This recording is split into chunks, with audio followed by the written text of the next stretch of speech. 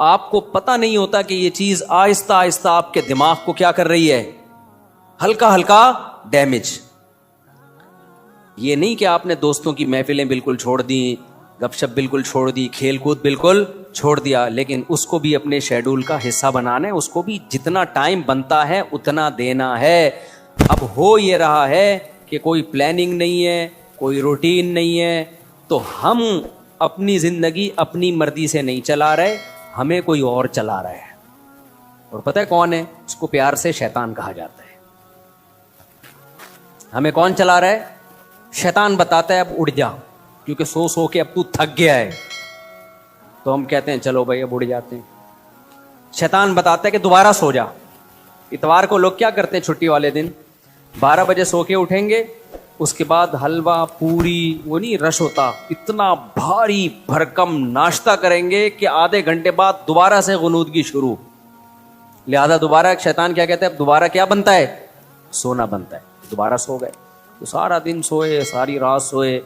تو میرے بھائی خوش رہنا چاہتے ہو نا, تو اپنی روٹین بناؤ اور روٹین کو اپنے تابع رکھو, نہ یہ کہ آپ شیطان کے تابع بن جاؤ. بار بار میں ایک مثال دیتا ہوں, گھوڑے کی لگام اگر آپ کے ہاتھ میں ہوگی تو گھوڑا آپ کی مرضی سے سفر کرے گا. ابھی ہو یہ رہا ہے کہ ہم نے اپنی لگام گھوڑے کے ہاتھ میں پکڑا دی ہے, گھوڑا ہمیں بتاتا ہے کہ تو نے کدھر جانا ہے. بڑے لوگوں کی ایک بڑی زبردست بات ہے کہ اگر آپ کی زندگی گزارنے کی اپنی کوئی پلاننگ نہیں ہوگی تو آپ کسی دوسرے کی پلاننگ کا حصہ بن جاؤ. دیکھو یہ چرسی ہیروئنچی ہے نا, ان کی اپنی کوئی پلاننگ نہیں ہوتی زندگی گزارنے کی, یہ ہوتی ہے. اگر انہوں نے پلاننگ سے اوقات طے کیے ہوتے کہ ہم نے یہ کرنا ہے, صبح اٹھ کے یہ کرنا ہے, دوپہر یہ کرنا ہے, شام کو یہ کرنا ہے, اپنی پلاننگ ہوتی تو چرس پیتے ہی ہے. کیا ہو گیا بھائی بولو نا, نہیں پیتے نا. اپنی کوئی پلاننگ نہیں تھی, ایم ہی اٹھ کے ایک دن نکلے, ایک دوست نے چرس پکڑائی. تو اب یہ کس کی پلاننگ کا حصہ بن گئے؟ چرس اور ہیروئن کے جو اسمگلر ہیں نا, ان کی پلاننگ تھی ہم نے پیسہ کمانا ہے, تو وہ کروڑ پتی بن گئے کیونکہ ان کی کوئی پلاننگ نہیں تھی. تو یہ لوگ ان کی پلاننگ کا حصہ بن کے انہوں نے اپنا بیڑا غرق کر دیا, ان کو ارب پتی بنا دیا. ہر دفعہ ایسا ہی ہوتا ہے. آپ کی اپنی پلاننگ نہیں ہے کہ میں نے کتنی دیر فیس بک پہ بیٹھنا ہے, کتنی دیر یوٹیوب پہ بیٹھنا ہے, بس آپ نے بیٹھ گئے تو کوئی پلاننگ نہیں ہے. تو آپ دیکھتے جا رہے ہو, دماغ آپ کا خراب ہو رہا ہے. یہ اس نے اس کو گالی دی, اس نے 80 لیٹر کا کارٹون بنا دیا. اپنی کوئی پلاننگ نہیں ہے کہ میں نے دیکھنا کون سا چینل ہے, کتنی دیر دیکھنا ہے, معلوماتی چینل دیکھنا ہے, ادھر ادھر دائیں بائیں چیزیں میں نے نہیں دیکھنی. نیوز بھی ایک حد تک دیکھنی ہے, بس اتنی کافی ہے ہمارے لیے آج کی تاریخ میں. یہ تھوڑی کہ نیوز ہی سنتے چلے جاؤ. کیا تحقیق کرنی آج میں نے؟ اگر نہیں ہے نا تو آپ دیکھتے چلے جاؤ گے. اور جو یوٹیوبرز یا فیس بکیے یا ٹک ٹاکرز ہیں, ان کی پلاننگ تھی کہ ہم نے ویوز بڑھا کے پیسہ کمانا ہے, تو آپ جیسے بے وقوف ان کی پلاننگ کا حصہ, آپ کا نقصان, اور وہ کروڑ پتی بن رہے ہیں. نہیں آئی بات؟ میرا خیال ہے دیکھو یوٹیوبرز ویورز کے لیے کیا کرتے ہیں. فلانے مولوی نے, مفتی طارق مسعود نے آج انجینئر کے پرخچے اڑا دیے, حالانکہ میں نے کہیں نہیں ایسے اڑائے ہوتے. وہ ایک دم وہ لگائے گا نا ایک وہ تھمبنیل پہ, ابے تمہیں کیا کرنا ہے پرخچے اڑائے کہ نہیں اڑائے؟ تمہیں کسی مسئلے کی تحقیق کرنی ہے, کسی خاص مسئلے کی, تو تم اس مسئلے کو دیکھو. یار مفتی طارق مسعود نے اس مسئلے, طلاق کے مسئلے کی تحقیق کرنی ہے یا اور کوئی مسئلہ, یار اس پہ میں سرچ کر رہا ہوں, مجھے ضرورت ہے, یا یہ کاروبار حلال ہے یا نہیں ہے, میں ڈراپ شپنگ کرتا ہوں, اب ڈراپ شپنگ ہے حلال, چلو مفتی طارق مسعود ڈراپ شپنگ لکھ کے سرچ کرو. یہ آپ کی پلاننگ ہوگی, اس میں آپ کو فائدہ ہوگا. لیکن ہو کیا رہا ہے؟ یوٹیوبر اٹریکٹ کرنے کے لیے تھمبنیل پہ عنوان لگائے گا, مفتی طارق مسعود دوبارہ جہلم. کل ایسا ہی ہوا, میرے سامنے آتا ہے, میں نہیں دیکھتا کہ یار میں, حالانکہ میں دیکھ سکتا ہوں نا کہ کیا کہا ہے بھائی اس نے. کل ایک میرے سامنے سے ویڈیو گزری, اس پہ لکھا مفتی طارق مسعود دوبارہ جہلم پہنچ گئے. میں کراچی میں بیٹھ کے دیکھ رہا ہوں, میرا بھی دل چاہ رہا تھا نا میں کلک کروں. کیا خیال ہے یار میرے بارے میں جھوٹ کیوں بولا, کیا بولا, لیکن میں نہیں کیا کلک. میں نے کہا وہ بے وقوف ہے, ہم تھوڑی بے وقوف ہیں بھائی, ہمیں پتہ ہے جھوٹ ہے. جھوٹ آگے ہو سکتا ہے اندر جو مضمون ہو وہ یہ ہو کہ جانا چاہ رہے تھے لیکن نہیں گئے, ہو سکتا ہے یہ لکھا ہوا اس نے, یہ لکھا ہوا ہو, لیکن سچ لکھا ہے جھوٹ لکھا ہے, میں کیا کروں گا؟ میرا تو ٹائم ویسٹ ہوگا نا, میں کام کی چیز دیکھوں نا. لیکن میں نے ویوز دیکھے پبلک کا رجحان دیکھنے کے لیے کہ پتہ نہیں کتنے ویوز آئے ہوئے تھے اس پہ, اور جا کے لے کے کمنٹس میں گالیاں دی ہوں گی لوگوں نے کہ بھائی کیا کر رہا ہے, جھوٹ کیوں بول رہا ہے. لیکن آپ کی جب اپنی کوئی پلاننگ نہیں ہوتی تو آپ دوسروں کی پلاننگ کا حصہ بن جاتے. اب یوٹیوبر کی پلاننگ تھی ویورز کے ذریعے پیسے کمانے, اس کو پتا ہے ایسا عنوان لگائیں گے تو دھڑا دھڑ ویوز آئیں گے, آپ کا ٹائم ویسٹ ہو رہا ہے. آپ نے جب دیکھا پہنچے تو ہیں نہیں, ٹھیک ہے نا, ایسی جھوٹ بولا ہوا اس نے, اس کے پیسے بن رہے ہیں اور آپ کا ٹائم ویسٹ, اور آپ ڈپریشن میں, پھر زبان گندی کر کے گالیاں کمنٹس میں الگ. تو ان تمام چیزوں کا آپ کو کچھ بھی حاصل نہیں ہوا, اس لیے کہ آپ کی پہلے سے کوئی پلاننگ تھی نہیں کہ کیا چیز دیکھنے کی ہے اور کیا چیز دیکھنے کی نہیں. آپ کی تھی نہیں, بس آپ نے جا کے. تو اصول یاد رکھو, آپ کی اپنا لائف اسٹائل نہیں ہوگا تو آپ ہمیشہ دوسرے کے لائف کا حصہ بن جاؤ, اس کی ترقی کا حصہ بن جاؤ گے. کیونکہ دیکھو شیطان ہر وقت پلاننگ میں لگا ہوا ہے. یا تو ہوتا نا شیطان بھی پلاننگ نہ کر رہا ہوتا, ہم بھی پلاننگ نہ کرتے, تو نہ ہمیں کوئی نقصان ہوتا نہ شیطان کو کوئی فائدہ ہوتا, نہ ہمیں فائدہ ہوتا نہ نقصان ہوتا. لیکن ہو یہ رہا ہے کہ ہم اگر پلاننگ نہیں کرتے تو ہماری پلاننگ کون کر دیتا ہے؟ شیطان. وہ اس نے بنا کے بیٹھا ہوتا ہے, فارغ ترین آدمی ہے تو اس کو بھی اس کام میں لگاؤ. جو لوگ آپ نے دیکھا ہوگا محنتی ہوتے ہیں, سارا دن کام کاج میں مشغول رہتے ہیں, وہ خوش ہوتے ہیں, ہے یا نہیں؟ گھروں میں جو دو طرح کی خواتین ہوتی ہیں, ایک پھوڑ, نہ کام نہ کاج, کچن گندا پڑا ہوا ہے, واش روم, پیمپر بچے کے اتارے یوں پھینک دیے. آپ دیکھنا ان خواتین کی طبیعت میں چڑچڑاپن بہت ہوتا ہے, جھنجھلانا. ذرا سے کوئی نصیحت کرو آگے سے جھنجھلا کے جواب ملے, ہر وقت ایسا لگتا ہے وہ توے پہ بیٹھی ہوئی ہے, خود بھی ٹینشن اور دوسرے کو بھی ٹینشن. لیکن آپ نے دیکھا گھروں میں جو خواتین بہت محنتی ہوتی ہیں, بچوں کی کیئر, شوہر کی مرضی کا خیال, گھر کو صاف ستھرا رکھنا ہر وقت, وہ خوش ہوتی ہیں. مردوں میں بھی ایسا ہی ہے. جتنے لڑکے آپ کے پوستی ہیں گھر کے اندر پڑے ہوئے کچھ نہیں کر رہے, ایسا لگے گا جیسے وہ توے پہ بیٹھے ہوئے ہیں. باپ کوئی نصیحت کرتا ہے ایک دم کیا ہو جاتے ہیں, وہ ہائپر ہو جاتے ہیں. آپ لوگوں نے خود بھی نوٹ کی ہے نا یہ بات. وجہ کیا ہے کہ جو آدمی کام کاج کی ٹینشن نہیں لیتا نا تو اللہ اس کو اسٹریس میں ڈال دیتے ہیں. جو محنت کے کام نہیں کرتا اسٹریس میں ڈال دیتے ہیں اس کو, ہر وقت ٹینشن ہے, وہ چڑچڑاپن پیدا ہوتا ہے. اور جو محنتی ہوتے ہیں صبح اٹھے ٹھک ٹھک ٹھک اپنے کام نمٹائے. میں اپنا بتا دوں, جس دن میں کوئی ٹاسک پوری کرتا ہوں کہ مجھے خیال ہوتا ہے آج میں نے یہ کام نمٹانا ہے تو وہ نمٹا دیتا ہوں, خدا کی قسم ایسا سکون ملتا ہے نا کہ بیان نہیں کیا جا سکتا. وہ آپ بھی کر کے دیکھ لو, آپ ایک اسکیجول بناؤ کہ آج دن میں نے یہ سارے کام کرنے اور مغرب تک میں ان کاموں سے فارغ ہو جاؤں گا. دیکھو آپ کام کرنے کے بعد جب فراغت ہوگی آپ کو ایسا سکون ملے گا کہ آپ کو سکون کے لیے کسی ٹیبلٹ کی ضرورت نہیں رہے گی. تو آج کل ڈپریشن اور اسٹریس کی جو بیماریاں پھیل رہی ہیں اس کی ایک بہت بڑی وجہ بیکاری. بس ہر آدمی چاہتا ہے میں لائف کو انجوائے کروں, یوں کر کے بیٹھا رہوں, انجوائے کروں, پھر ٹک ٹاک دیکھتا رہے گا اور گھماتا رہے گا, دیکھ یہ والا دیکھ لیا, یہ والا دیکھ لیا, ایسے ہوتے لاشعوری طور پر وہ آپ کے دماغ کو اندر سے ڈیمیج کر رہا ہے, آپ کو پتہ بھی نہیں ہوتا. اس میں سیاسی خبریں آ رہی ہیں, کوئی دوسرے کو گالی, وہ اس کو گالی, وہ فلانا ایسا, وہ ڈمکانا ایسا, کارٹون بنا کے سیاسی لیڈروں کے مذاق. آپ کو پتہ نہیں ہوتا کہ یہ چیز آہستہ آہستہ آپ کے دماغ کو کیا کر رہی ہے, ہلکا ہلکا ڈیمیج. تو یہ بہت اہم بات ہے. تو اپنے جو لائف اسٹائل کو چینج کریں, ان میں اس کی معمولات کی ابتدا کہاں سے ہوگی؟ نماز سے. سمجھتے ہوگے نہیں سمجھتے؟ تو نماز انسان کے نا کا شیڈول بنا دیتی ہے. ہم نے جتنے بڑے لوگوں کو دیکھا ہے وہ کیا کر رہے ہوتے ہیں, وہ اپنے ٹائمنگ کیسے فکس کرتے ہیں. کافر کیسے کرتے ہیں, 8 بجے یہ کرنا ہے, 9 بجے یہ, 10 بجے یہ, شام 4 بجے یہ. نمازی کیا کرتا ہے, فجر کے بعد کی یہ روٹین, فجر سے پہلے کی یہ روٹین, ظہر کے بعد کی, بولو نا یار, یہ روٹین, عصر کے بعد کی یہ روٹین, عصر سے پہلے کی یہ روٹین, مغرب کے بعد کی. اور یہ جو نمازوں کے ٹائم ہے نا, کمال کی بات پتہ ہے کیا ہے, یہ نیچرل ہے, گھڑی نیچرل نہیں ہے. نہیں آئی بات.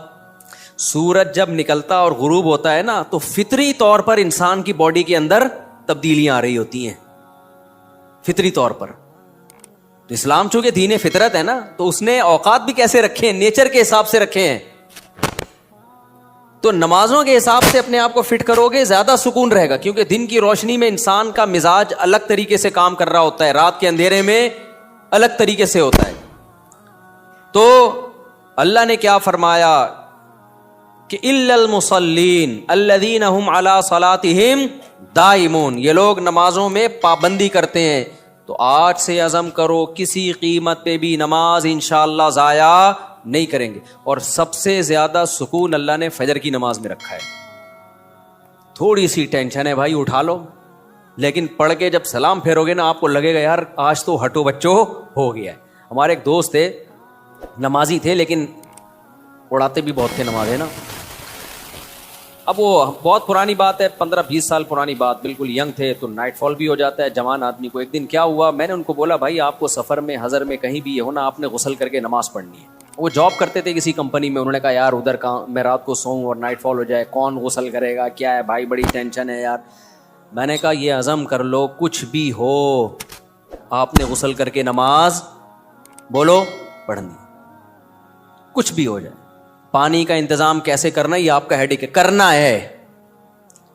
تو اللہ انہیں جزائے خیر دے, انہوں نے ہماری وصیت پر عمل کیا. ایک دن پھر انہوں نے ہمیں بتایا کہ سردیاں تھیں, غسل فرض ہو گیا, صبح پریشان ہوں کہاں سے پانی لے کر آیا, کہیں جنگل منگل میں ہو گیا, کوئی پروجیکٹ ہوتا ہے نا, پانی لایا اور پھر کس طریقے سے میں نے بڑی ٹینشن میں سردی میں غسل کیا. کہتے ہیں خدا کی قسم اس کے بعد جو نماز پڑھی ہے, ان کے الفاظ ہیں, اتنا لطف اور اتنا مزہ آیا کہ اب میں آگے کہہ رہا ہوں ہٹو بچوں ہو گیا. یہ ہٹو بچوں ان کے نہیں تھے, یہ میرے الفاظ. اتنا مزہ آیا.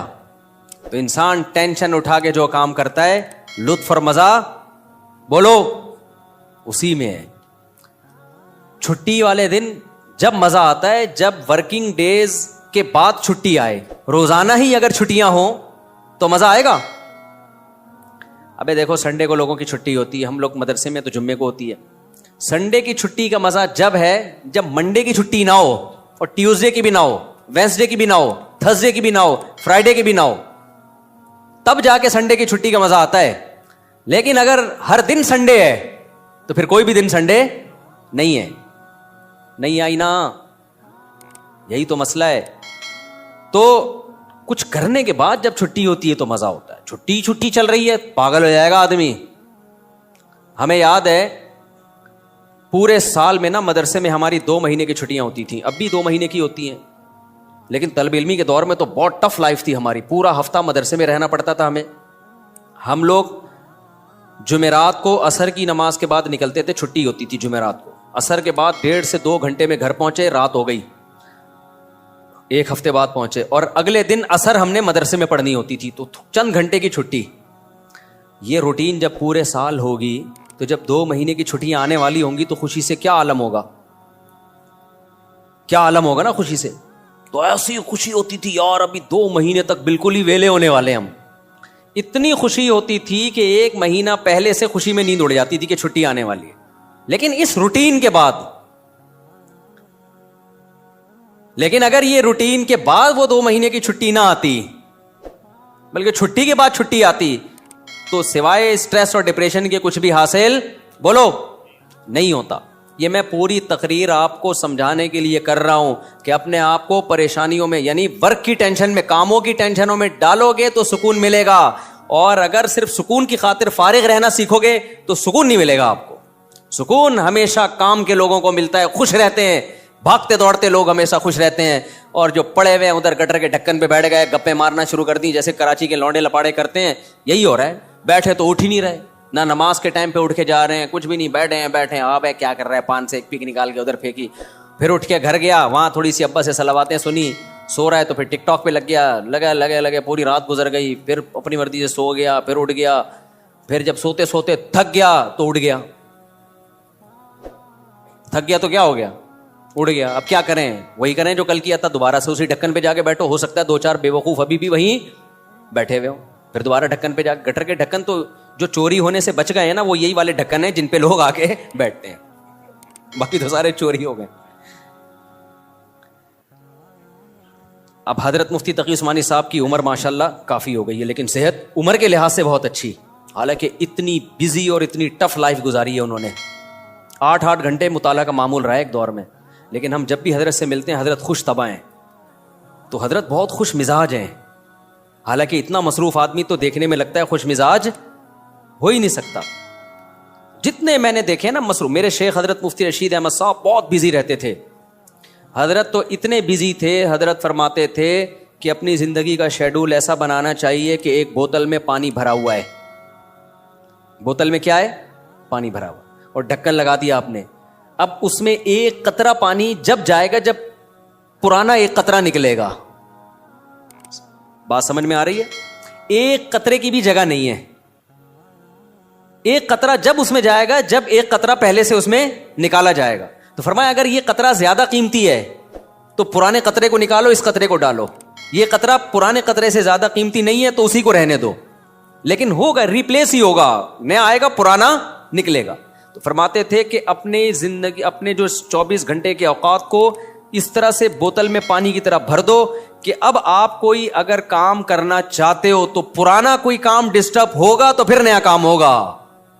نہیں آئی بات میرا خیال. جیسے ابھی جو روٹین چل رہی ہے نا پبلک کی, وہی کیا چل رہی ہے, کوئی بھی نیا کام کرنا چاہیں تو کر سکتے ہیں کیونکہ پرانا کوئی کام کوئی کر ہی نہیں رہے. 10 کام مزید شروع کر سکتے ہیں کیونکہ فارغ ہی فارغ ہیں. جبکہ ہمارے حضرت کا کیا تھا کہ حضرت نے اگر کوئی نیا کام کرنا ہے نا, کوئی بھی, جیسے کسی کتاب کا مطالعہ کرنا ہے تو پہلے سے جو کام ہو رہا ہے نا اس کا ناغہ کرنا پڑے گا. تو پھر اس میں کمپیئر کیا جائے گا کہ پرانا کام زیادہ قیمتی ہے یا نیا کام.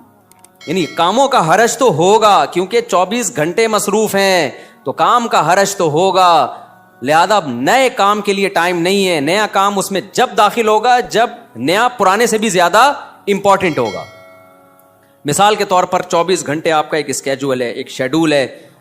اب نیا کام کیا ہے, آپ کی بچی بیمار ہے, ایمرجنسی میں ہاسپٹل لے کے جانا ہے, لیکن آپ کا وہ مطالعے کا ٹائم ہے یا ورزش کا ٹائم ہے یا اور کوئی بزی یا اس جاب کا ٹائم ہے.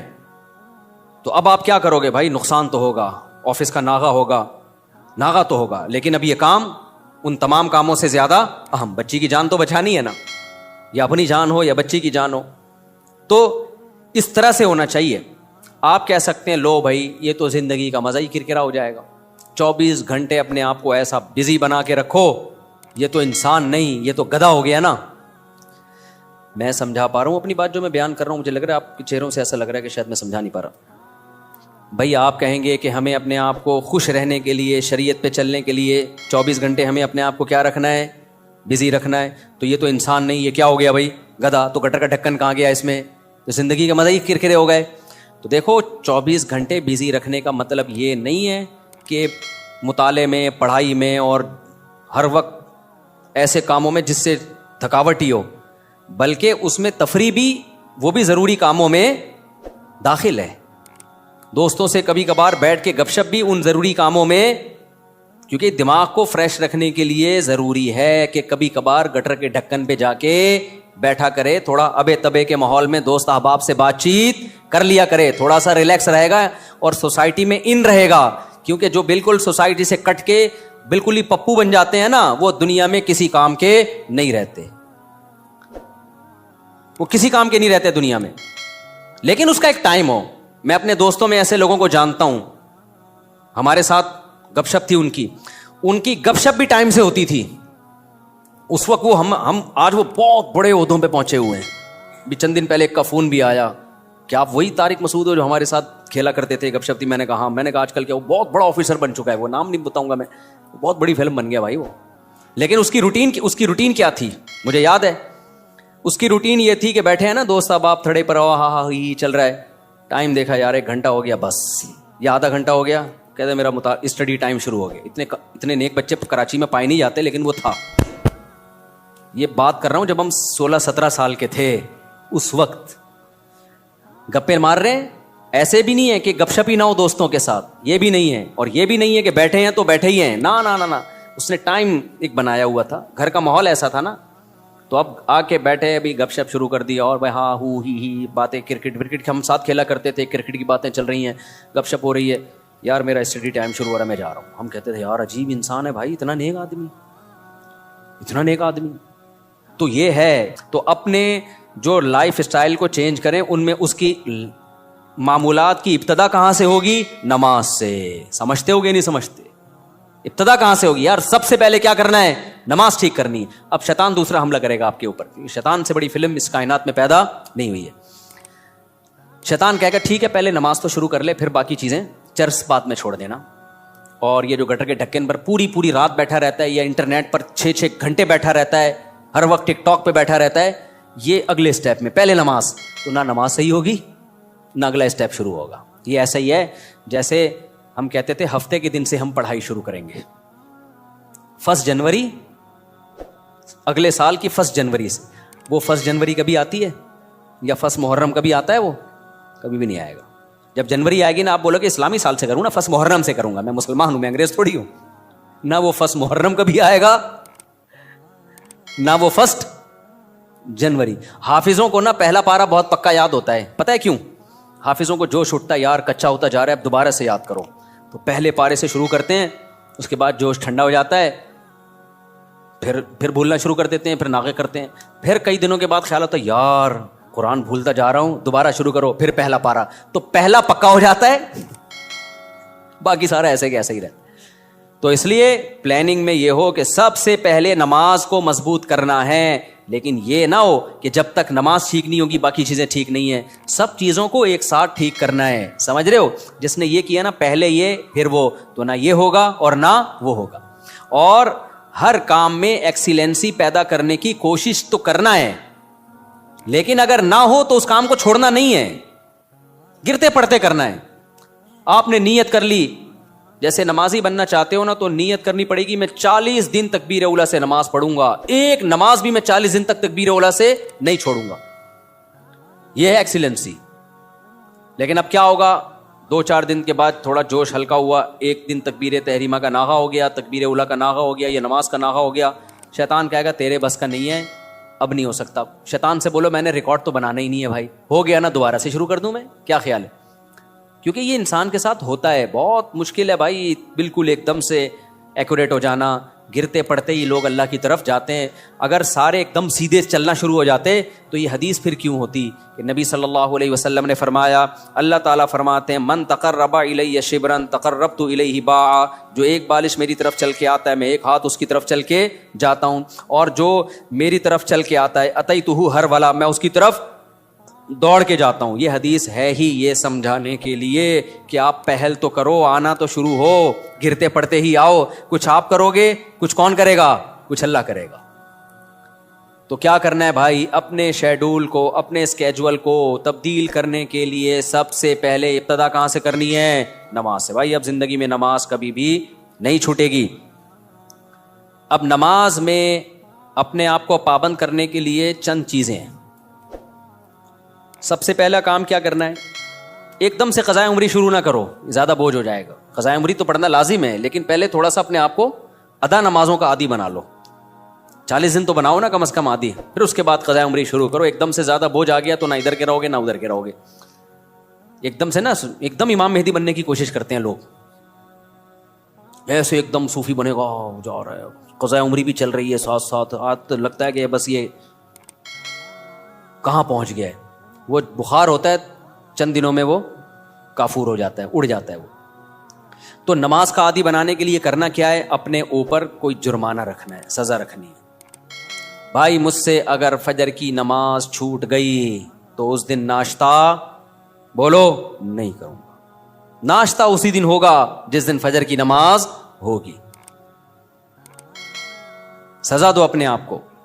حکیم اختر صاحب رحمہ اللہ تعالیٰ فرمایا کرتے تھے, یہ کتنی بڑی بے غیرتی ہے کہ اللہ نے کہا تھا نماز پڑھو فجر کی, آپ اللہ کا حکم آپ سے اتنا سا پورا نہیں ہوا اور صبح پراٹھے کھانے کے لیے ناشتے پہ بیٹھ جاتے.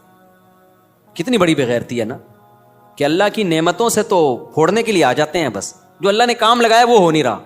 تو غیرت کا تقاضا بھی ہے, فجر گئی تو ناشتہ بھی گیا. اے اللہ اب ہمارے منہ سے تو نوالا اترے گا نہیں.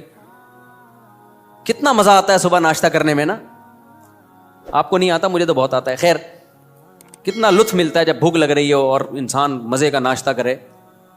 تو یہ اللہ ہم سے کام بہت کم لیتا ہے, نعمتیں ہمیں بہت زیادہ دیتا ہے, اور اس فجر پڑھنے میں بھی ہمارا ہی فائدہ ہے, سکون ہمیں ہی مل رہا ہے, صحت بھی اچھی ہوتی ہے, جلدی اٹھنے میں آکسیجن ملتی ہے. اور صبح کی جو دھوپ ہے نا, یہ جو ٹھنڈی دھوپ ہوتی ہے صبح کی, سرخ دھوپ, یہ وٹامن ڈی بہت تیزی سے بڑھاتی ہے باڈی میں لگی. دھوپ ویسے بھی وٹامن ڈی بڑھاتی ہے, چاہے دوپہر کی دھوپ ہی ہو, لیکن جو صبح کی دھوپ ہے جب سورج سرخ ہوتا ہے, یہ والی دھوپ بہت زیادہ آپ کی باڈی کو مضبوط کرتی ہے, ہڈیوں کو مضبوط کرتی ہے. تو ہمارا ہی فائدہ اس میں. تو اپنے آپ کو نماز کا پابند بنانے کے لیے کیا کرنا ہے بھائی؟ فجر چھوٹ گئی, ناشتہ گیا. ظہر چھوٹ گئی تو کچھ پیسے رکھ لو. ہر آدمی اپنے حساب سے پیسے رکھے کہ اتنے پیسے میں. اب میں یہ نہیں کہوں گا کہ ظہر چھوٹ گئی تو لنچ بھی گیا, کیونکہ سزا اتنی دے انسان جتنی افورڈ کر پائے, ورنہ ہوگا یہ کہ آپ نہ سزا پہ عمل کرو گے نہ نماز. بہت زیادہ سزا دینا بھی ٹھیک نہیں ہے. اب مثال کے طور پر آپ نے کہا کہ فجر گئی تو میں اپنی گردن ہی اڑا دوں گا, تو کون اڑائے گا بھائی؟ خام وہ بات کرو نا جو پاسبل ہے. یا فجر ہو گئی تو اپنے آپ کو سگریٹ, فجر گئی تو سگریٹ سے جلاؤں گا اپنے آپ کو, تو سزا اتنی جو افورڈ. یا فجر گئی تو 10 لاکھ روپے صدقہ کروں گا, ایسا نہیں ہوتا. نہ 10 لاکھ صدقہ کرے گا بھائی, اتنا نیک ہوتا تو پڑھ ہی نہ لیتا. تو سزا اتنی ہونی چاہیے جو اتنی ہلکی بھی نہ ہو کہ کوئی تکلیف ہی نہ ہو, اور اتنی بھاری بھی نہ ہو کہ سزا ہی نہ دی جا سکے. وہ ہر آدمی خود فیصلہ کرے اپنے بارے میں. تو اور نبی صلی اللہ علیہ وسلم نے ارشاد فرمایا, دیکھو اسلام میں جتنی فضیلت نماز کی ہے کسی حکم کی اتنی فضیلت نہیں ہے. آپ صلی اللہ علیہ وسلم نے فرمایا, دیکھو قیامت کے دن جب اللہ کا دربار لگے گا, ہم دنیا میں جب کوئی بڑی مجلس ہوتی ہے تو ایسی محفل میں جہاں کوئی حاکم وزیر اعظم آیا ہوا ہو, ہر ایک کی کوشش ہوتی ہے آگے. ڈاکٹر ذاکر نائک کا جب پروگرام, کتنے لوگ یار ہمیں آگے سیٹ مل جائے, ہمیں آگے سیٹ مل جائے. تو یہ تو کچھ بھی نہیں ہے بھائی. اصل تو وہ دربار ہوگا جو اللہ کا لگے گا قیامت کے دن. تو اس میں جس کو آگے سیٹ ملے گی نا, حقیقت میں وہ واقعی فخر کرے گا. تو نبی صلی اللہ علیہ وسلم نے فرمایا اس دن آگے کا ٹکٹ کس کو ملے گا؟ حدیث کا مفہوم بیان کر رہا ہوں کہ نمازوں میں جو سب سے آگے ہوا کرتے تھے, اگلی صف میں ہوا کرتے تھے, کیونکہ اللہ کا ایک دربار دنیا میں لگتا ہے جس میں اللہ نظر نہیں آتا ہمیں, بس ایمان لائے ہیں بھائی اللہ کا دربار ہے, تو وہ غیب ہے. تو اس میں جو آگے آگے ہوگا, تو جب سچی مچی کا دربار لگے گا جس میں اللہ موجود ہوگا, تو نبی صلی اللہ علیہ وسلم نے فرمایا جو صف میں سب سے آگے ہوتے تھے قیامت کے دن بھی وہ اللہ کے ہاں سب سے آگے ہوں گے, اور جو صفوں میں جتنا پیچھے ہوتے تھے قیامت کے دن بھی وہ صفوں میں اتنا پیچھے ہوں گے. کچھ لوگوں کی عادت ہوتی ہے ایک رکعت نکالنا فرض ہے. ہمارے محلے میں ایک صاحب ہوا کرتے تھے, فجر میں لازمی ایک رکعت نکلتی تھی ان کی. اچھا فجر 5 بجے ہو رہی ہے تو وہ 5:05 پہ آ رہے ہیں. ہم ان سے کہتے تھے یار ایک رکعت کیوں نکالتے ہو, تھوڑا 2 منٹ پہلے آ جاؤ. کہتے یار اصل میں رات کو نیند پوری نہیں ہوتی. پھر جب نماز 5:15 پہ ہوئی تو بھی ایک رکعت نکل رہی ہے. یہ ایک بیماری ہے, میں آپ کو بتا رہا ہوں بھائی. اب تو 15 منٹ زیادہ مل گئے نا, تو زیادہ مل کے ان کی نیند اسی حساب سے آگے جا رہی ہے. حتیٰ کہ سردیوں میں جب 6:45 پہ نماز ہو رہی ہے پھر بھی ایک رکعت نکل رہی ہے. تو یہ جو آزار ہوتے ہیں نا کہ یوں ہو رہا ہے بھائی, جس نے پڑھنی ہوتی ہے وہ آ جاتا ہے, نہیں پڑھنی ہوتی, جس کی ایک رکعت نکلنی ہے وہ ایک ہی نکلتی رہے گی قیامت تک. جس کی 2 رکعت نکلنی ہے, التحیات والے بھی ہوتے ہیں, التحیات میں آ رہے ہوتے ہیں, وہ ہمیشہ آپ دیکھنا التحیات میں ہی ہوں گے. اور کچھ ایسے ہوتے ہیں جماعت ہی پوری نکلتی ہے ان کی, وہ ہمیشہ سلام پھیرنے کے بعد تشریف لا رہے ہوں گے, بولے گا ابے یار یہ کیا ہو گیا. تو اور کچھ ایسے ہیں جنہوں نے پڑھنی نہیں ہے. تو جب میں اور آپ کوشش کریں گے نماز کی پابندی کی, تو بھائی تکبیر اولیٰ کی پابندی کے ساتھ صفے اول میں, کیونکہ نبی کی جو بشارتیں آپ صلی اللہ علیہ وسلم نے صف اول کے لیے دی ہیں وہ دوسری صف کے لیے اور آخری صف کے لیے نہیں ہیں. آپ صلی اللہ علیہ وسلم نے فرمایا لوگوں کو اگر پتہ چل جائے کہ صف اول میں کتنا ثواب ملتا ہے تو اتنی لڑائیاں ہوں کہ قرآن اندازی کی نوبت آئے. پورا محلہ, وہ جو اجر ملے گا نا قیامت کے دن, جو پروٹوکول ملے گا اللہ کے دربار میں, وہ لوگ اپنی آنکھوں سے دیکھ لیں نا, وہ قیامت کا منظر اللہ دکھا دیں کہ صف اول والے آج کہاں ہیں. تو نبی نے فرمایا محلے والوں میں جھگڑا ہوگا, ہر آدمی کہے گا تیرے باپ کی سیٹ ہے جو آگے پہلے سے بیٹھا ہوا ہے, صحیح ہے نا. ہر آدمی جھگڑا کرے گا, ابے تیرے باپ کی جگہ ہے جو میں بیٹھوں گا یہاں پہ, وہ کہے گا میں بیٹھوں گا. اتنی لڑائیاں ہوں گی کہ فیصلہ کس سے کیا جائے گا؟ قرعہ ڈالا جائے گا. آج تو کہ ہمیں اپنی آنکھوں سے دیکھ نہیں رہے, لہذا ایسے پوستیوں کی طرح رڑتے آتے ہیں. وہ بالکل پیچھے بیٹھے, آگے جگہ بھی ہوتی ہے تو کوشش کرتے ہیں پیچھے ہی کھڑے رہیں, کیونکہ تاکہ نکلنے میں آسانی ہو, سلام امام پھیرے اور فوراً بھاگ سکیں ہم. تو وجہ اس کی ہے کہ بھائی اللہ فرماتے ہیں فلا تعلم نفس ما اخفی لهم من قرۃ اعین، کسی نفس کو خبر نہیں ہے ہم نے اپنے نیک بندوں کے لیے آنکھوں کی ٹھنڈک کا کیسا سامان چھپا کے رکھا ہے. تو جو نیک بندوں کے لیے آنکھوں کی ٹھنڈک کا اللہ نے سامان چھپایا ہے، اللہ وہ اگر دکھا دے تو میرے بھائی پھر ہمیں ان تقریروں کی ضرورت نہیں رہے گی. ہم میں سے ہر شخص کوشش کرے گا نماز میں پہلے سے آئے. اچھا جن کو پہلے آنے کی عادت ہوتی ہے نا، ان کو پھر سکون ہی نہیں ملتا بعد میں آنے سے. ہم اپنی مسجد میں دیکھ رہا ہوں، مجھے یہاں 18 سال ہو گئے، ہاں 18 سال ہو گئے مجھے یہاں پہ. تو میں 18 سال سے جن کو دیکھ رہا ہوں نا 10 منٹ پہلے آتے ہیں وہ نماز میں. آج بھی وہ نماز میں 10 منٹ پہلے آتے ہیں، حالانکہ وہ بوڑھے ہو گئے، ہارٹ کے مسائل، شوگر کے مسائل، 20 بیماریاں، بے ساکھیوں سے آ رہے ہوں گے، لیکن آئیں گے 10 منٹ پہلے ہی. کیوں؟ وہ کہتے ہیں یار یہ کیسی نماز ہے، سکون تو جب ہی ملتا ہے پہلے سے آگے بیٹھو، سنتیں آرام سے پڑھو. ایسے بھی یہاں بزرگ تھے جو گھٹنے جواب دے گئے لیکن آ رہے ہیں 15، انتقال ہو گیا ان کا، اللہ مغفرت فرمائے. پھر جب میں ان کی عیادت کے لیے گھر گیا تو کہتے ہیں بھائی مفتی صاحب بس اتنی دعا کرو کہ جو مسجد کی جماعت ہے نا وہ نہ، کیونکہ ساری زندگی ہم نے صف اول میں نماز پڑھی ہے، اب کوئی غم نہیں ہے سوائے اس کے کہ مسجد کی جماعت چھوٹ گئی ہم سے، مسجد کی ہم سے جماعت چھوٹ گئی. تو یہ نشہ ہے میرے بھائی، سمجھ رہے ہو؟ صف اول میں نماز پڑھنے کا کیا ہے؟ یہ نشہ ہے، جس کو لگ جائے وہ بڑھاپے میں بھی نہیں چھوٹتا. ہمارے حضرت مفتی رشید احمد صاحب بھی بہت زیادہ تکبیر اولیٰ کے پابند تھے، آخری عمر میں ان کے بھی کو بھی ظاہر ہے ایک ایج ہوتی ہے. تو جب وہ نیچے آتے تھے نا نماز پڑھنے کے لیے اتنا خوش ہوتے تھے، کہتے تھے یہ اللہ کا اتنا بڑا فضل ہے کہ نماز نہیں چھوٹ رہی مجھ سے. تو جن کو نشہ ہو جائے ان سے پھر یہ صف اول نہیں چھوٹتی. تو ایسا نشہ پیدا کر دو اپنے اندر. نشہ کب ہوتا ہے؟ جب عادت پڑ جائے نا، لت پڑ جائے، تو صف اول کی عادت ڈال دو. رمضان میں ہم دیکھتے ہیں جن کو تراویح میں صف اول میں تراویح پڑھنے کی عادت ہے نا، 15 منٹ پہلے آئیں گے، اپنا رومال بچھایا بیٹھ گئے وہاں. کیوں؟ کہتے ہیں یار مزہ ہی نہیں ہے پیچھے کھڑے ہو کے نماز پڑھنے کا. اور یہ لوگ زیادہ سکون سے نماز پڑھ لیتے ہیں. اور جو کنفیوز ہوتے ہیں آج پڑھنی ہے کہ نہیں پڑھنی، تو وہ آئے گا پہلے بیٹھے گا، پیچھے وضو میں بیٹھا رہے گا، نلکا کھول کے ہاتھ صاف کرتا رہے گا ایسے، پھر کوئی باتیں کرے گا، پھر پیچھے ٹیک لگا کے بیٹھ جائے گا، چلو 2-4 رکعتیں نکل جائیں کیا ہیں، پھر ایک آدھ رکعت میں رکوع میں جب امام جائے گا تو شامل ہو جائے گا.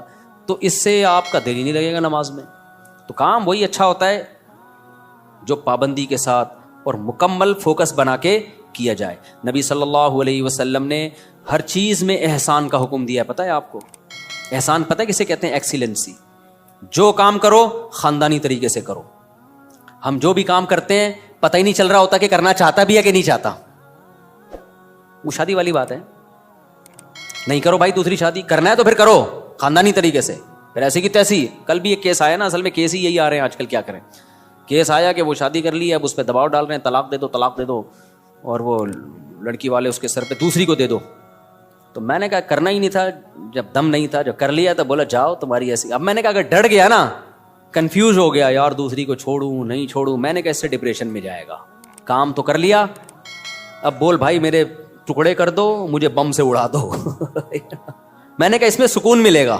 میں نے کہا دیکھو میں تمہیں سمجھا رہا ہوں سکون مل رہا ہے نا؟ کہتے ہیں ہاں مل رہا ہے. میں نے کہا اس سے مطلب یہ سکون اسی میں ہے. ہو گیا ایسی کی تیسی. ہم لوگ بولیں گے 2 نمبر ہے، بولے ہم 2 نمبر ہیں. لوگ بولیں گے برا آدمی، بولے ہم ہیں، ہم کم میں کب کام ہے، بہت نیک آدمی ہے. تو جو بھی کام ایکسیلنسی کے ساتھ ہوتا ہے. صحابہ کرام جب نماز پڑھا کرتے تھے کتنے خشوع و خضوع سے پڑھا کرتے تھے، تبھی نمازوں میں ان کو مزہ آتا تھا.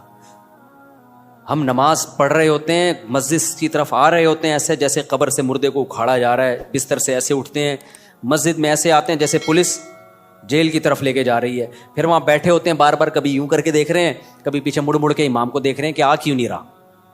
بھائی تمیز سے منہ نیچے کرے بیٹھ جاؤ، 30 سیکنڈ لیٹ ہو جائے گی نا نماز زیادہ زیادہ. پھر سلام کے بعد فوراً ایک دم نا ایسے جیسے توے پہ بٹھایا ہوا ہے، ہلنا شروع ہو جائے گا کہ اٹھوں کیسے میں یہاں سے. سکون سے. نبی صلی اللہ علیہ وسلم نے فرمایا جتنی دیر انسان نماز کے انتظار میں ہوتا ہے اللہ کی ہاں اتنی دیر نماز ہی کی حالت میں ہوتا ہے. وہ اس کو نماز کا ثواب ملتا رہتا ہے، اس کو نماز کا ثواب ملتا رہتا ہے. اور جتنی دور سے چل کے آئے گا، آپ صلی اللہ علیہ وسلم نے فرمایا ہر قدم پہ اللہ ایک نیکی دیں گے اور ایک گناہ اس کا معاف کریں گے. کتنے فضائل ہیں میرے بھائی نماز پڑھنے کے. نبی صلی اللہ علیہ وسلم نے فرمایا، کیا پیاری حدیث ہے یار، اس سے تو بڑا مزہ آتا ہے. نبی نے فرمایا کہ میری امت قیامت کے دن اپنی چہروں کی سفیدی سے پہچانی جائے گی، کیونکہ اتنا وضو کیا ہوگا نا اس نے زندگی میں. اب جو 15 سال کی عمر سے نماز پڑھ رہا ہے 15 دفعہ روزانہ دن میں منہ دھوتا ہے کہ نہیں دھوتا؟ اور یہ وہ منہ کا واش کرنا نہیں ہے جو گورے واش کرتے ہیں، یہ عبادت کے طور پہ منہ کا دھونا ہے. یہ جو ہم چہرہ دھوتے ہیں دن میں 15 دفعہ، بازو دھوتے ہیں دن میں 15 دفعہ، پاؤں دھوتے ہیں دن میں 15 دفعہ، 3 دفعہ دھویا جاتا ہے نا. تو یہ صرف واشنگ نہیں ہے کہ سروس ہو رہی ہے آپ کی، یہ دھونا بطور عادت ہے یا عبادت کے طور پر ہے؟ بتاؤ. یہ عبادت کے طور پہ دھویا جا رہا ہے، منہ اللہ نے حکم دیا.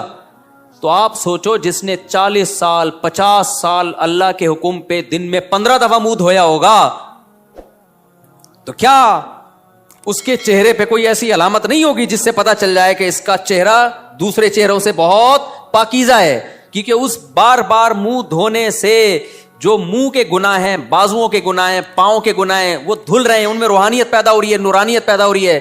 یہ نورانیت دنیا کی آنکھوں سے نظر نہیں آتی، لیکن یہ نورانیت قیامت کے دن اللہ ایسی آنکھیں دے دیں گے جس سے لوگوں کو یہ نورانیت نظر آنا شروع ہو جائے گی. غرم محجلین، آپ نے فرمایا کہ اتنا واضح ہوں گے نا اہل اسلام قیامت کے دن، جو نمازی تھے اتنے واضح ہوں گے نا ان کے چہرے، فرمایا جیسے سارے سیاہ گھوڑے ہوں اور ان میں ایک سفید پیشانی والا گھوڑا ہو اور اس کے سفید پاؤں ہو. گھوڑوں میں یہ بڑی خوبصورتی سمجھی جاتی تھی کہ مکمل سیاہ ہو لیکن پیشانی کیا ہو؟ سفید، اور پاؤں کیا ہو؟ سفید، صرف پاؤں میں سفیدی کے نشانے سے گھوڑے میں بڑا حسن پیدا ہوتا ہے. تو آپ نے فرمایا کہ سارے سیاہ گھوڑوں میں اگر سفید پیشانی والا گھوڑا ہوگا تو فوراً الگ پہچان ہوگی کہ نہیں ہوگی؟ ہے بھائی ایک گھوڑے ہیں، اب آپ کا گھوڑا ان گھوڑوں میں مکس ہو گیا سب کے کلر، تو آپ جا کے غور سے دیکھو گے، لیکن آپ کا گھوڑا سفید پیشانی والا تھا، باقی سارے کالے، فوراً پہچان جاؤ گے بھائی یہ کس کا گھوڑا ہے؟ یہ میرا. تو نبی نے فرمایا میں اپنے امتیوں کو پہچاننے میں کوئی کنفیوژن نہیں ہوگی، کیونکہ وضو کی کثرت کی وجہ سے سب کے چہرے نورانی ہوں گے، سفید ہوں گے، سب کے بازو کیا ہوں گے؟ نورانی اور سفید. جتنا ایریا وضو میں کور ہوتا ہے نا سارا سفید ہوگا. سفید کا مطلب نور نکل رہا ہوگا اس سے، نورانی چہرے ہوں گے. تو یہ ہلکی چیز نہیں ہے بھائی نماز کا قائم کرنا. شاعر اسلام میں سے دیکھو، ہر مذہب کا کوئی خاص نشان ہوتا ہے جس سے پتہ چل جاتا ہے یہ آدمی اس مذہب سے بلونگ کرتا ہے. ہوتا ہے کہ نہیں ہوتا؟ ہندو عورتوں کے یہاں کیا ہوتی ہے؟ بولو. ٹیکا بندیا ہوتی ہے نا. تو جس عورت کی ہوتی ہے ہمیں فوراً پتہ چل جاتا ہے یہ کیا ہے بھائی. منہ سے بولنے پر گورنمنٹ نے پابندی لگائی ہے تو ٹھیک ہے بھائی. جس خاتون کے یہاں ٹیکا ہوتا ہے 99% چانس ہوتا ہے کہ یہ کیا ہے؟ ہندو ہے، ہندوؤں کا کلچر ہے. یہاں سلیب لٹکا ہوا ہے تو فوراً پتہ چل جاتا ہے بھائی یہ کیا ہے؟ یہ عیسائی ہے. خاص علامات ہوتی ہیں ان کی. اور اسی طرح یہودیوں کی ایک خاص کیپ ہوتی ہے، اتنی سی کیپ یہاں رکھی ہوئی ہوتی ہے ماشاءاللہ. داڑیاں تو ایک اچھا کام کرتے ہیں، بڑی داڑھی رکھتے ہیں، چھوٹی سی یہاں کیپ ہوگی. خاص ڈریس ہوتا ہے ان کا. پہلے تو ہمیں یہودی کہیں نظر ہی نہیں آئے تھے کراچی میں. اب دنیا میں ٹریولنگ ہوتی ہے تو بہت سارے، میں تو بعض دفعہ دم کروانے جانے لگا تھا. میں نے کچھ لگ رہا ہے بخاری کے کوئی استاذ بیٹھے ہوئے. اتنے داڑھی کی وجہ سے ویسے چہرہ تو نورانی ہو ہی جاتا ہے، اتنی بڑی بڑی داڑھی. امریکہ میں اور کینیڈا میں تو جاپان میں بھی میں نے دیکھے. تو میں سمجھا کہ کوئی بخاری پڑھانے والے مدرسے کے استاذ ہیں. میں نے کہا جا کے دم کراتا ہوں. انہوں نے کہا رکھ کے چماڑ لگے گا، دم نہیں کرانا بھائی یہ یہودی. تو ہانگ کانگ میں دیکھے ہم نے اتنی بڑی بڑی داڑھیوں والے یہودی. تو اس لیے میں غامدی صاحب سے کہتا ہوں کہ یہودیوں سے عبرت حاصل کرو. یہودیوں کا مذہب اتنا پرانا، پھر بھی داڑھی کا انکار نہیں کیا اب تک انہوں نے. اتنے لبرل، اتنے سیکولر ہو گئے کیونکہ تورات میں داڑھی لکھی ہوئی ہے. موسیٰ علیہ السلام کی تعلیمات میں تھا داڑھی بڑھاؤ. تو کتنا کچھ یہودیوں نے اپنے دین کو چینج کر لیا، داڑھی اپنے مذہب سے نہیں نکال سکے. اور ہمارے مسلمان اسکالر، جبکہ ہمارے پاس نبی کی بخاری مسلم کی صحیح حدیثیں، آف اللحا، داڑیاں بڑھاؤ. خود نبی کی داڑھی، اور حکم دیا جا رہا ہے رکھو نہیں بڑھاؤ. تبھی کم از کم 1 مٹھی واجب ہے، اس لیے کہ بڑھانے کا حکم ہے. اگر 1 مٹھی سے بھی کم ہوگی تو بڑی بھی تھوڑی ہوگی. پھر وہ اہل حدیث تو اس کی ظاہر پر عمل کرتے ہیں کہ بھائی بڑھاؤ. اچھا اس میں لوگ اہل حدیثوں کا مذاق اڑاتے ہیں، اتنی بڑی بڑی داڑیاں. میں کہتا ہوں مذاق مت اڑاؤ. وجہ اس کی ہے کہ بہرحال وہ کس کا سہارا لے رہے ہیں؟ حدیث کا سہارا لے رہے ہیں. اعف اللحا، کیونکہ کسی صحیح حدیث میں ہمیں داڑھی چھوٹی کرنے کا حکم نہیں ملتا. تو اس لیے اب کسی کا مذاق اڑانا اس بیس پہ کہ وہ بڑی داڑیاں رکھ رہے ہیں اور یہ غلط ہے بھائی. وہ اس میں سہارا کس کا لے رہے ہیں؟ نبی کی حدیث کا. اعف اللحا، چھوڑ دو اپنے حال پہ. ہم عبداللہ بن عمر کے قول سے استدلال کرتے ہیں، ان کے عمل سے، کہ وہ 1 مٹھی سے زیادہ کاٹ دیا کرتے تھے اور صحابہ نے کسی پر ان پر اعتراض نہیں کیا. تو یہ گنجائش ہے. تو لیکن نص تو ہے نا بہرحال ان کے پاس. تو اس میں مذاق نہیں بنتا کہ آپ مذاق اڑانا شروع کر دیں. یا کسی کی نیت پہ شک کرنا شروع کر دیں. بہرحال اسلام میں حکم داڑھی کاٹنے کا نہیں ہے, کس کا ہے؟ بڑھانے کا. تو حامدی صاحب نے کیا کیا؟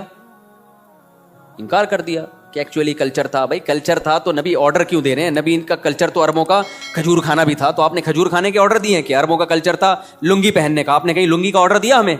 عربوں کا کلچر تھا گدھے کی سواری کا, تو آپ نے آرڈر دیا ہمیں گدھے کی سواری کرو؟